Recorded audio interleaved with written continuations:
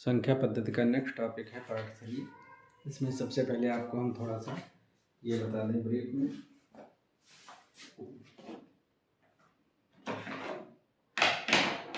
ये natural number यानी 1 2 3 4 इसमें जीरो शामिल नहीं है, जीरो शामिल नहीं है। होल नंबर में जीरो शामिल हो जाता है, उन्हें पॉजिटिव में होते हैं, प्लस में होते हैं। इंटीजर्स -3 -2 -1 कामा फिर 0 1 2 3 डैश डैश डैश। और रसनल नंबर यानी परिमेय संख्या जिसे बोलते हैं पी अपान के रूप में, जिसे लिखा जा सके जैसे 1/2 1/4 या 3/5 या 0.25 को 1/4 भी लिख सकते हैं। तो ये परिमेय संख्या है। अपरिमेय संख्या जिसे हम पी अपान क्यू के रूप में ना लिख सकें, लिखा जा सके। पाई है, पाई का मान 3.14 होता है, √3 1.732 √2 1.414, ये फिर आगे एक होता चला जाता है, इसको नहीं लिखा जा सकता। रियल नंबर, इसमें रैशनल नंबर और इरेशनल नंबर दोनों शामिल होते हैं। अब चलते हैं नेक्स्ट क्वेश्चन की तरफ।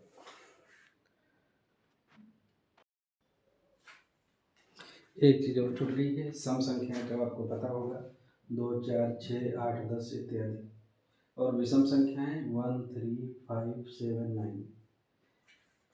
और अगला है अभाज्य संख्याएं। इसमें के सवाल बहुत आते हैं।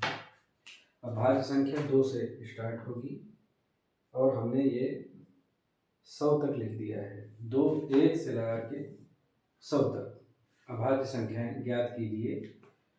तो ये हमने लिख दिया है, आप चाहो तो इसे नोट कर सकते हो और याद भी कर सकते हो। इसमें ये कई सवाल ऐसे आते हैं। अच्छा, एक चीज़ हम ये बताना चाहेंगे, कोई भी क्वेश्चन पेपर हो जिसमें 50 सवाल हो, 50 सवाल में यदि आपको अच्छे से तैयारी है तो 10 से 15 सवाल ऐसे होते हैं जो आपको हल नहीं करने पड़ेंगे, सीधे आप टिक मार सकते हो, इतनी प्रैक्टिस हो जाती है। ये 2 3 5 7 ये करके 25 ये सारे अंक हैं। आपसे पूछा जाए 2 से लगाकर 2 1 से लगाकर 100 तक कितनी अभाज्य संख्या है, तो 57 25 बताओगे। यही क्वेश्चन आएगा अभी, कहेगा 20 से लगाकर 80 के बीच कितनी अभाज्य संख्याएं हैं। यहाँ से लगाकर ये इतनी हो जाएंगी। आपको ये पता है कि 25 संख्याएं टोटल होती हैं, तो 20 के पहले वाली अभाज्य संख्याएं कम कर दीजिए। 1 2 3 4 5 6 7 8 9 10 11। 25 में से 11 घटा दीजिए, यानी 14 अभाज्य संख्याएं हो जाएंगी। या पूछ ले 1 से लगाकर 50 तक कितनी अभाज्य संख्याएं हैं, तो 1 से लगाकर 50 तक अभाज्य संख्याएं 47 तक होंगी। आपको पता ही होगा, ये शुरुआत वाली लिख लेना, काउंट कर लेना, इसका कोई फार्मूला नहीं है, ठीक है। ये याद करने से ही आएगा। अभी हम बताते हैं आगे सवाल। ये 2 सवाल हैं,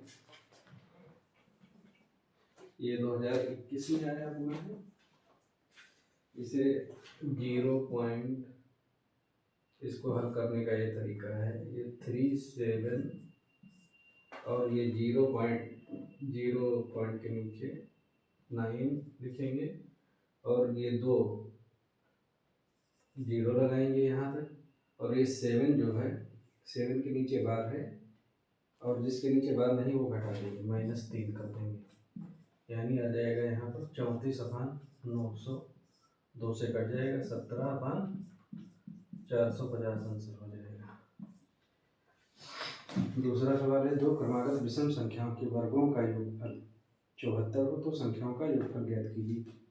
थोड़ा सा बड़ा सवाल है, देखिए। पहली संख्या x मान लो, दूसरी x + 1। 2 क्रमागत विषम x + 2। पहली विषम संख्या मान लो x है, दूसरी विषम संख्या x + 2। तो पहले का वर्ग प्लस दूसरे का वर्ग क्या है 74 एक्स स्क्वायर प्लस ये x square formula plus 4 plus 2 दूनी 4x 74। अब ये क्या हो जाएगा 2x स्क्वायर प्लस 4x ये इस तरफ आ जाएगा -70 इक्वल टू 0।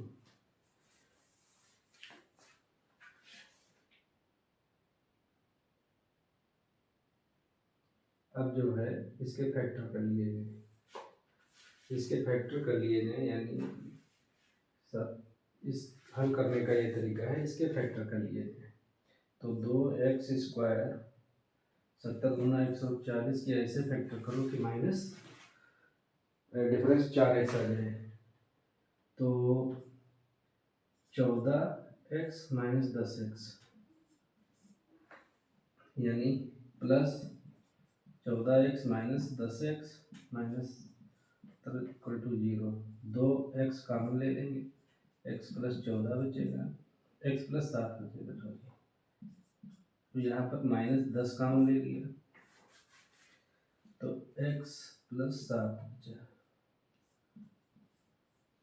तो 2x माइनस 10 दूसरे ब्रैकेट में हो जाएगा x प्लस 7 इक्वल टू 0।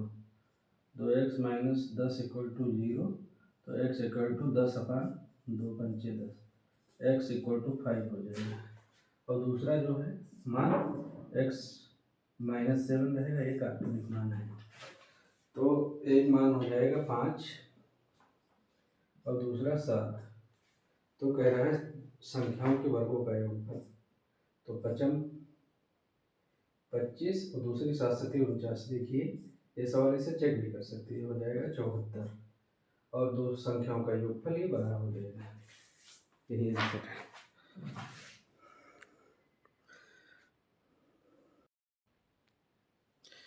ये अगला सवाल है 5 क्रमागत विषम संख्याओं का योग 260 है। प्रथम और अंतिम पदों का योग कितना होगा।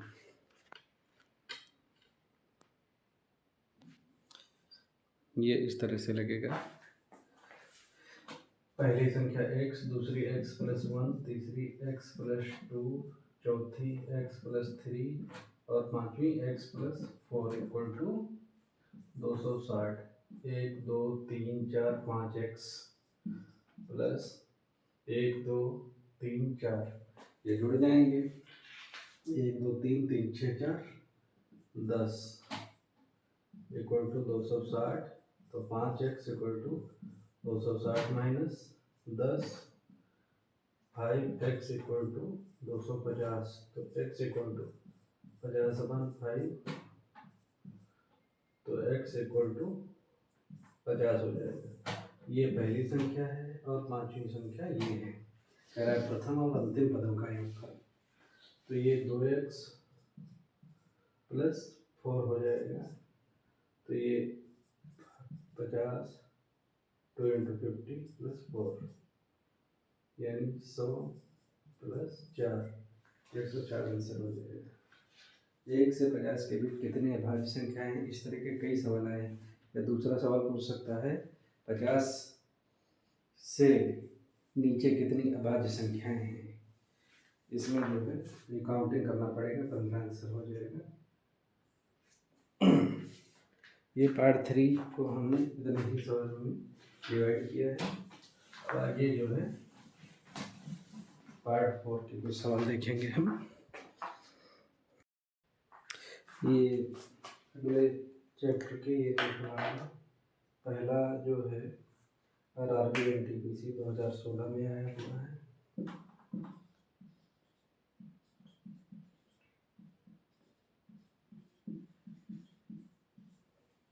और दूसरा ये है RRB NTPC, ये भी 2016 में आया हुआ है। पहला है कौन सा क्रम सही है इसका, यानी ये भी जो है बढ़ते हुए क्रम में लिखा है तो इसका एक ये तरीका है, डिवाइड ही कर लो सबसे बढ़िया। 8 त्रुक 24, 8 पंचे 40, 8 त्रुक 24, 6 बचा, 8 पंचे 40 नहीं, 856, फिर 8 पंचे 40 होगा। और ये जो है ये तो एक बार भी नहीं जाएगा, एक बार क्या ये जो है इसको 73, 90, 73, 0.7 21, 2 बार जाएगा, 2 3 6, 214, 0 2 पॉइंट कुछ होगा। और ये 290 को ऐसे डिवाइड कर दो 47 से, तो 4 7 28, 6 बार जाएगा, 6 7 22, 6 4 24, 4 28, 0.6 हो जाएगा। ये 17 है, 39, 0.3